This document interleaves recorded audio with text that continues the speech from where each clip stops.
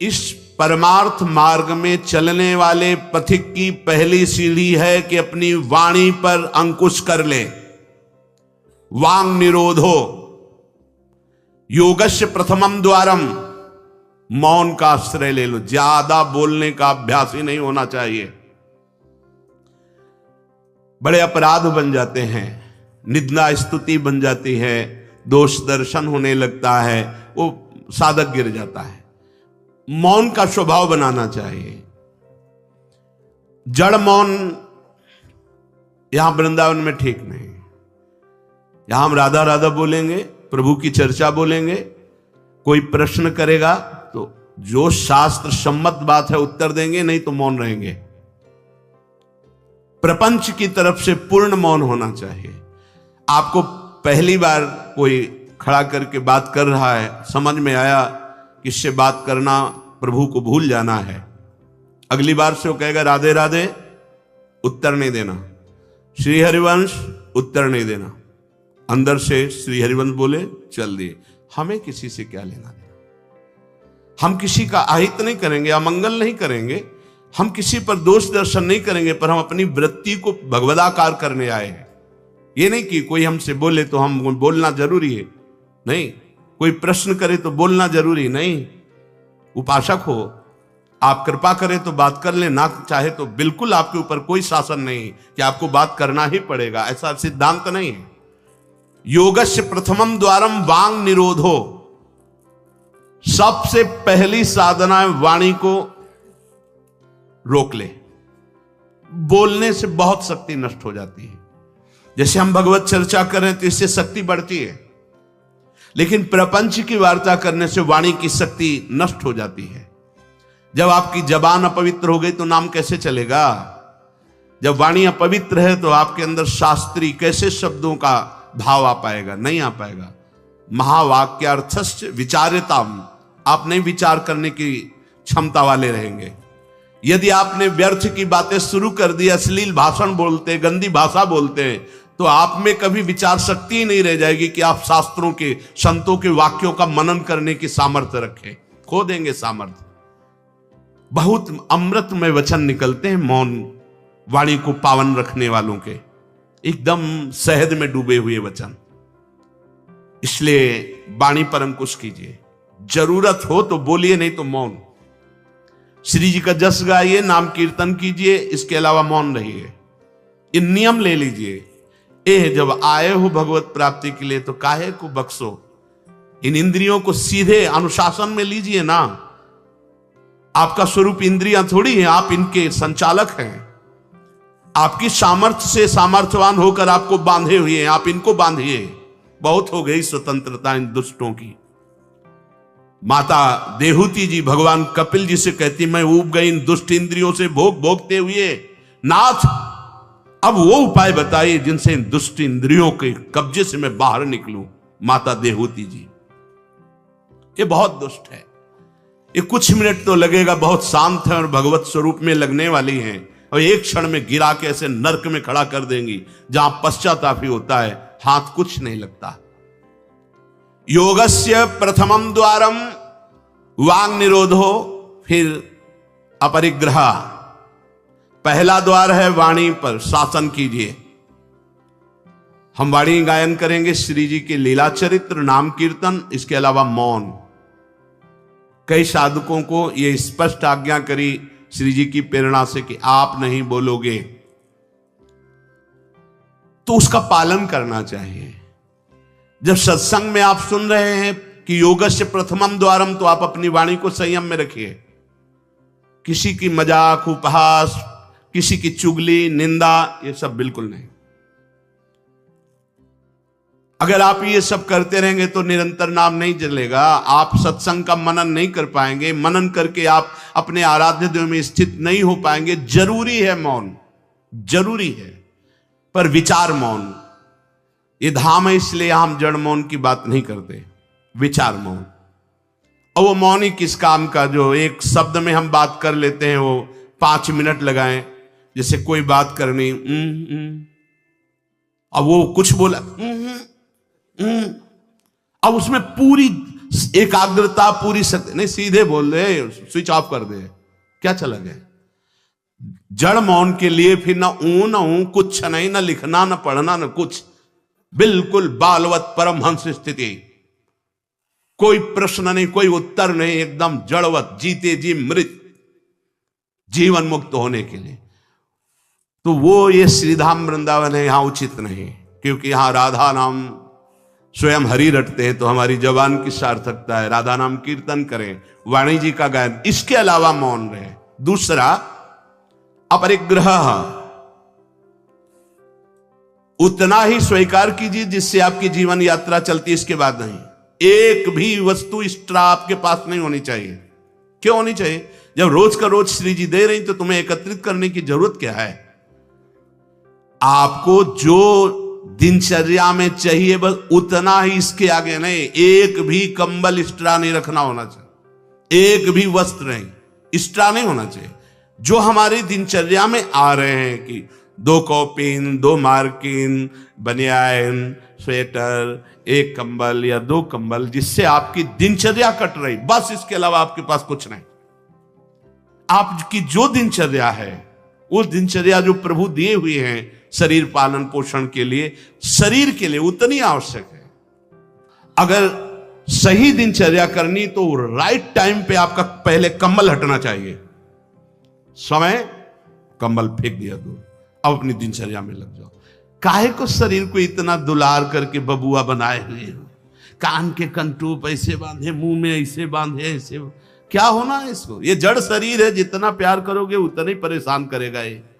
हाँ, इसको ज्यादा नहीं, आहार दे दिया, संयम नियम से स्नान ध्यान पूजा पाठ, हर समय भगवत चिंतन, ये जड़ है, अभ्यास है। यहां कौन बांधता है कुछ? 12 महीना झेलता है नहीं मस्तक का, ये सब कौन बांधता है? ऐसे अभ्यास। चलो इतने कमजोर अभ्यास के हैं तो जितना उचित वस्त्र उतना पहन लिया। अब ये नहीं कि सोमवार को हरा, मंगल को नीला और बृहस्पति को पीला, और अलग अलग दिन के अलग अलग स्वेटर, अलग अलग दिन के अलग अलग। भैया ये विलासिता नहीं। भगवत प्राप्ति करनी तो एक स्वेटर में 10-5 साल तो कट ही जाएंगे, दूसरा हम क्यों लें? एक जीपर मिल गया, उससे शरीर ढक लिया, 10-5 साल चलेगा, 2-3 महीने पहनने को होता है। हर साल नया तो भाई हमें क्या कार, हमें कहीं जाना है क्या पार्टी में? हमारी यही पार्टी, बाबा जी की पार्टी, भगवत मार्ग के पथिक है। उचित उचित बिल्कुल नहीं से बहुत, वो इसको दुलार करने का मतलब है अपना पतन करना। सच्ची मान लीजिए, इसका पतन करना। वयोवृद्ध है, रोगी शरीर, वो अलग बात है, थोड़ा तो आनंद लीजिए प्रकृति का वार सहने का। अगर शरीर रुग्ण नहीं है, जवान शरीर हो, ब्रह्मचारी हो, आग है अंदर, सहो हर प्रकृति के वार को, गर्मी सर्दी बरसात भूख प्यास, सच्चिदानंद में स्थित हो जाओ, तुम्हारा बाल बांका भी कोई नहीं कर सकता। अब मार दिन में 50 बार शीशा देखना, अब वो फंसाएगा कि नहीं फंसाएगा? चेहरा फंसाएगा ना। तिलक के सिवा दोबारा शीशा नहीं देखना चाहिए। इस देहाभिमान के राग को काटना कि पुष्ट करना है? जय बार निकले तय बार देख करके हर सेटिंग किसको दिखा रहे हो यार? क्या तुम किसी को लुभायमान करना चाहते हो क्या? हरि को? तुम्हारे इस पार्थिव शरीर पे लुभायमान होने वाले नहीं, और जो लुभायमान होगा तुमको नष्ट कर देगा। तो हमें इसको बिगाड़ के रखना है, इसको सजा के नहीं, भगवत प्रसादी आदि लगाए। हमारा देहाभिमान बार बार हमको गिराने की कोशिश करेगा। ये हम जो हंसी मजाक में भी कह रहे, इसको अच्छे से समझना। ये जो 2 प्रकार की पद्धति रखी गई है कि आप मुंडन करवा के रखिए क्योंकि आपके बालों से शोभा बढ़ेगी, और आप बाल रखा के रखिए क्योंकि आपकी शोभा बिगड़नी चाहिए। रज लगा के रखिए कि आपको ही आपके शरीर में राग ना रह जाए। बात यहां ये, यहां किसी के दिखाने के लिए नहीं है, आपके शरीर में आपको राग ना रह जाए। आप बार बार साबुन लगाएंगे, तेल लगाएंगे, बार बार शीशा कंघा और अपने चेहरे को सजाएंगे तो देहाभिमान पुष्ट होगा, ये नष्ट करेगा। कुछ नहीं है, बड़ी दुर्गति है, मान लीजिए। इसका अंतिम परिणाम आग में जलना है। चाहे जितने चिकने कर लो गाल, चाहे जितने लाल कर लो, मरना है, पक्की बात समझो। तो जीते जी अमरत्व क्यों नहीं प्राप्त करते? अरे ऐसा रूप प्राप्त करो जिसमें गाल लाले ही रहते हैं, लालिमा लगानी नहीं पड़ती। श्री जी की दासी लक्ष्मी कोटि विलक्ष लक्षण लसल लीला किशोरी सतई, करोड़ों लक्ष्मी आश्चर्यचकित हो जाए ऐसा रूप श्री राधा दासियों का है। गीध देह तज धरि हरि रूपा, गीध ने शरीर त्यागा हरि रूप होकर धाम जा रहा है। बाहरी लाली लगाने से थोड़ी हरि मिल जाएंगे, बाहरी श्रृंगार से थोड़ी हरि मिल जाएंगे। प्रार्थना मान लीजिए कुछ दिन का है, धोखे में मत फंसिए। ये धोखा है। खेत में रक्षा करने वाले एक धोखा टांगते हैं, पैंट शर्ट टोपी लगा के, वहां कोई नहीं होता, लेकिन पशु धोखे में हो जाते हैं। ये धोखा है। अगर पशुवत बुद्धि रखोगे तो ये धोखा तुम्हें पूरे जीवन, पूरा का पूरा जीवन नष्ट कर देगा। इसी धोखे से निकलने के लिए हमें अवसर मिला है। योगस्य प्रथमम द्वारम वांग निरोधो अपरिग्रह, वाणी से मौन रहिए, जितनी आवश्यकता है उतना वस्त्र लीजिए। एक संत भगवान आए थे, एक मार्किन ऐसे बांधे हुए थे, साल उड़ाया, तो बोले आपकी आज्ञा इसलिए ओढ़ लेते हैं। तो हम कहा किसी बाहर निकल के किसी को दे देना, हमारी श्री जी की प्रसादी, इसलिए हमारी प्रसन्नता के लिए। तो उनका ओढ़ लेते हैं, पर महाराज हम रहते ऐसे ही है। हम कहा धन्य है, नौजवान हो, बहुत सुंदर है। तो हम कहा आप बाहर जब निकलना किसी को देखना ऐसे आवश्यक है तो आप दे देना। तो बड़े प्रसन्न हुए, आदर करके उन पर हृदय में आदर हुआ उनका, नहीं मुझे नहीं चाहिए, मैं तो जैसी रहनी से रहता हूं। हमने घटिया घाट है एक फर्रुखाबाद फतेहगढ़ की तरफ, वहां रुके हुए थे। एक महात्मा को देखा, वयोवृद्ध थे, एक पतली मार्किन, माघ महीना, ये कौन सा माघ चल रहा है, यही तो चल रहा है, मकर संक्रांति का अवसर। तो वहां रामनगरिया लगती है 1 महीने के लिए। जैसे प्रयाग में कुंभ में लगता है, तो गंगा किनारे हर साल मकर संक्रांति में हजारों लोग 1 महीना वास करते हैं, रोज गंगा स्नान त्रिकाल करते हैं। उन महात्मा जी के समीप रात्रि में गए तो शरीर कांप रहा था और मंत्राकार वृत्ति, एक झोपड़ी में बैठे हुए थे। बड़ी लज्जा लगी हमें अपने ऊपर कि हमारा जवान शरीर है, 30-35 वर्ष पहले की बात, और हम 1 मार्किन पहने, 1 मार्किन ओढ़े, ये तो केवल 1 मार्किन पे है, तो हमारा क्या कर्तव्य बनता है, हमको ये भी फेंक देना चाहिए। ये वयोवृद्ध हैं और मौन है, तो उनसे प्रार्थना की कि यहां आश्रम से एक कंबल ले आए, आपका शरीर कांप रहा है। ऐसे मुस्कुरा के कहा नहीं। वो चोट पे चोट लग रही थी कि धिक्कार हमारे जीवन को, ये वयोवृद्ध होकर इतना तितिक्षापूर्ण जीवन, और हम जवान होकर के इसको सह नहीं पा रहे। आप सच्ची मानना, जो तितिक्षापूर्ण है बहुत जल्दी भगवत साक्षात्कार होता है। भगवान आदेश करते तास तितिक्षस्व भारत। आज हम केवल शरीर दुलार में अपने समय को नष्ट करते हैं, शरीर पोषण में। भाई देखो, ये छोटी छोटी बातें आपको देखने में लगती होंगी बड़ी बात है, यही आपको आपके आराध्य देव से विलग किए हुए हैं।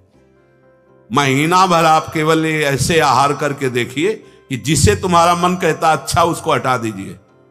आज थोड़ा त्याग मत वर्णन कीजिए, आज थोड़ा हमारे उदर में परेशानी है तो हमें केवल आप रोटी और सब्जी दीजिए। महीना भर केवल रोटी सब्जी उचित। आप देखो, अगर आपके अंदर का रजोगुण तमोगुण नष्ट ना हो जाए तो कहना आपके अंदर सात्विक भाव आ जाएगा, मंत्र में स्थिति होने लगेगी। और आप, हमने देखा है जैसे गुलाब जामुन, कचौड़ी, पकौड़ी, ये सब कहीं जैसे भिक्षान्न में मिली भी और भर पेट पा लिया, तो वो रस नहीं आया भजन में, जो एक सूखी रोटी ऐसे चबा के गंगा जल पी करके जो रस आता है ना, वो नहीं आता है। सच्ची मानिए, पहले के बड़े बड़े भजनानंदी महापुरुष अपने जीवन को ऐसे ही। तो अपरिग्रह ये बहुत बड़ी बात है, साधक यहां चूक करता है। देखो, आप लोग तो इतने बढ़िया अवसर पे हैं कि आपको ना किसी से मांगना है, ना आपको अपनी कोई परवाह होनी चाहिए, क्योंकि श्री जी व्यवस्था कर रही है। आपको जो वस्त्र उचित है वो ले लीजिए, जो भोजन उचित है, और अपनी सेवा और मंत्राकार वृत्ति। आपको किसी से कोई मतलब ही नहीं। आपको तो भिक्षान्न के लिए भी नहीं जाना है, अपने आप आकाश वृत्ति से प्रभु देते हैं। तो आपका रूम आपकी कुटिया है, आपकी दिनचर्या एक स्वयं की दिनचर्या है। आपके रूम में अपरिग्रह दिखाई देना चाहिए। बिछाने का, एक ओढ़ने का, जो आप जितना सहन कर सकते हैं उतना। अगर आप एक कंबल से रात काट सकते हैं तो दूसरी मत डालिए, चाहे 10,000 रखे हो, आपको क्या मतलब है? पूरी सृष्टि में सब भोग सामग्री आपके लिए है क्या? अपरिग्रह, हम जहां चूक करते हैं उसको पक्के से बांध लीजिए, अभी आनंद की धारा में आ जाओगे। वाणी को कंट्रोल, शासन। आवश्यक है तो बोलेंगे, नहीं तो मौन। दूसरा, उतना ही स्वीकार करेंगे जितने की आवश्यकता है। भगवदानुभूति के लिए एक बार तो आग लगनी चाहिए जीवन में, कि जीवन मृत तुल्य होना चाहिए। यहां जरा सा साधन बना कि पोस्टर बैनर में आ गए, प्रशंसा में आ गए, कैसे भगवत प्राप्ति होगी? अपरिग्रह। और आगे, निराशा च निरीहा च नित्य में एकांत शीतला। आशा ही परमम दुखम, नैराश्यम परमम सुखम। उपासक को किसी व्यक्ति, वस्तु, स्थान से कोई भी आशा नहीं होनी चाहिए। हाथ जोड़ के तुम्हारे कमरे में पहुंचा दिया जाएगा तुम्हें जो आवश्यक है। तुमको आके रजिस्टर में लिखने की जरूरत नहीं, तुम्हें मांगने की जरूरत नहीं है। तुम निष्ठापूर्वक ध्यान दे करके देखिए, ये देखा गया जीवन में, जिस समय जो आवश्यकता होती है हाथ जोड़कर वो आता है। कौन? जिसकी शरण में हो। समझ नहीं पाते और कहता है ये वस्तु ले लो, तो आश्चर्य होता है कि ये बात कैसे कोई जान गया कि मुझे आवश्यकता थी, मेरे शरीर को आवश्यकता थी। जितनी जो आवश्यकता उतना। इसके बाद आशा ही नहीं, निराशा हमारा परम पद में पहुंचाने वाला मार्ग है। आशा ही परमम दुखम, नैराश्यम परमम सुखम।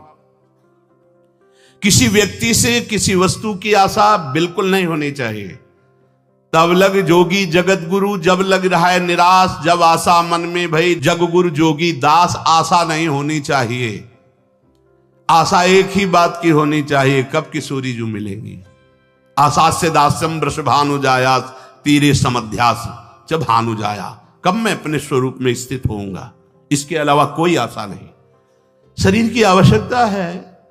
मान लो यहां सुविधा है कि भाई आप यहां से ले लीजिए, तो आप ले लीजिए, नहीं तो किसी से मांगने की जरूरत नहीं। कभी तो ऐसे रहना सीखो ना कि कोई आशा नहीं, कोई इच्छा नहीं, और आप हृदय की बात जानते हो। आप देखना, आपको जो शरीर की जरूरत हो आप देखते रहना, देते रहना। बिल्कुल बिल्कुल वो एक एक कदम पर देखते हैं। जो अव्यवस्थित, तो हमने देखा है एक एक कदम पर व्यवस्था। आपको अपने स्वामी पे विश्वास होना चाहिए, आशा किसी से नहीं। आशा एक राम जी से दूजी आशा छोड़ दे, नाता एक राम जी से दूजो नाता तोड़ दे। यहां संसार आशा में ही तो दुख को प्राप्त हो रहा है।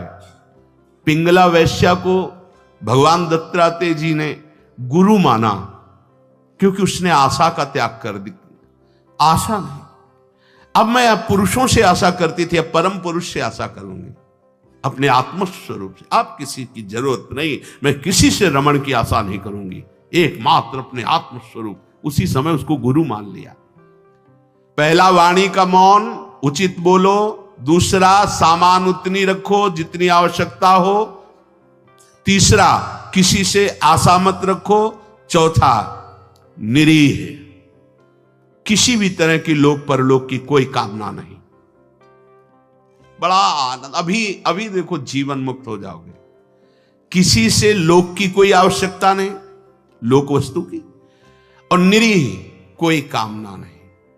कितना हृदय अभी आनंदित हो जाएगा, प्रसन्न हो जाएगा। जैसे पीछे कहा कि अंतर्मुख होकर, निष्काम होकर जो भजन होता है उसमें मन प्रसन्न हो जाता है। उसी अखंड प्रसन्नता में परमात्मा साक्षात्कार होता है। निरीह, कोई इच्छा नहीं। आज क्या पाएंगे, कोई इच्छा ही नहीं आनी चाहिए। कुछ स्पेशल प्रार्थना होती, कुछ स्पेशल तो राधा नाम है, राधा रूप है, वो आप दे सकते हो तो दे दीजिए, नहीं वो तो नहीं, तो फिर और स्पेशल क्या हो सकता है। ये तो सब पार है संसार के। ये साधक, उपासक, चाहे गृहस्थ हो चाहे विरक्त, एक निष्ठा होनी चाहिए। एक निष्ठा। एक नए साधक को हमने देखा, कि कपड़ा ऊपर से पड़ा था और गमछा पेट में बंधा था। जब प्रसाद पाने के लिए बैठे, किसी जगह हम रहते थे, वो आए थे मंडली से, हम संतों पर बहुत सूक्ष्म दृष्टि, उनके व्यवहार, उनके आचरण से, क्योंकि सब कुछ सीखने को मिलता है, तो देखा कि खींच के पेट में गमछे से गांठ बंधी थी जब वो प्रसाद को बैठे, और पहले नहीं बंधी थी। तो उनके नजदीक गए और कहा, महाराज जी इसका क्या रहस्य, आप गमछा बांधे? बोले साधन में एक उचित आहार चाहिए, तो मुझे पता चल जाता है जहां थोड़ा पाया तो इतने में हम इतनी गमछा और नाप का, उसमें 3 गांठ, तो उतना नित्य। बोले कभी ज्यादा आहार नहीं, यद्यपि ये प्रथम साधना के लिए ऐसा है, नहीं तो एक सामने से आहार का निश्चय किया जाता है, इतना आहार, फिर चाहे कितना अमृत हो उसके ऊपर नहीं होना चाहिए। साधु को बार बार नहीं लेना चाहिए। ये जो नहीं पूड़ी पूड़ी, बोले हाँ डालो, खीर हाँ 4 पूड़ी रख दो, इतने सब्जी रख दो, दोबारा आप पूछिएगा किसी से, हमारे से पूछने की जरूरत नहीं। ऐसी दिनचर्या नहीं, गरम गरम भैया, गरम और नरम दोनों से मतलब नहीं। महापुरुषों ने देखो, एक बार उड़िया बाबा प्रसाद पवा रहे थे स्वयं खड़े होके, तो 2 प्रकार की पूड़ी बनवाई थी, एक पतली और पकी हुई, और एक मोटी लंबी कच्ची। पकी हुई नीचे रख दिया और कच्ची वाली ऊपर रख दिया, और आप खड़े हो गए ऐसे, सब नवीन साधक ऐसे पा रहे। उनमें से 50 नीचे वाली पूड़ी ऊपर करके शुरू किया, और कई साधक ऊपर से शुरू किए। तो जो नीचे वाले तुमसे कहा खड़े हो जाओ, वो तो महापुरुष थे, जाओ ब्याह करो जाके, गर्मा गर्म बहू के हाथ पाना, बाबा जी बनने लायक नहीं हूं, ऐसे सीधे डांट लगे। कान पकड़ा, महाराज जी गलती हुई। नहीं, आपने ऊपर वाली को नीचे क्यों किया, नीचे वाली को ऊपर क्यों किया? क्योंकि वो पकी थी ना, तुम्हारी स्वाद पर दृष्टि थी ना, इसलिए स्वाद का पोषण करना है तो घर जाओ। भगवत मार्ग में चलने के लिए स्वाद मिटाना है, केवल भगवत स्वाद लेना है, भगवत आनंद का स्वाद लेना है। कितना कठिन लग रहा होगा? कुछ कठिन नहीं है। जब लक्ष्य बन जाता है भगवत प्राप्ति, तो सब सहज हो जाता है। नहीं खान पान ते भावे है, नहीं कोमल वसन सुहावे है, सब विषय लगे ते खारा है, हरि आशिक का मग न्यारा है। समझो इस बात को। यहां इतना डबल होता जा रहा है शरीर, चर्बी बढ़ती जा रही है, पीछे भी पेट में भी, कि आसन में अगर कहा जाए पद्मासन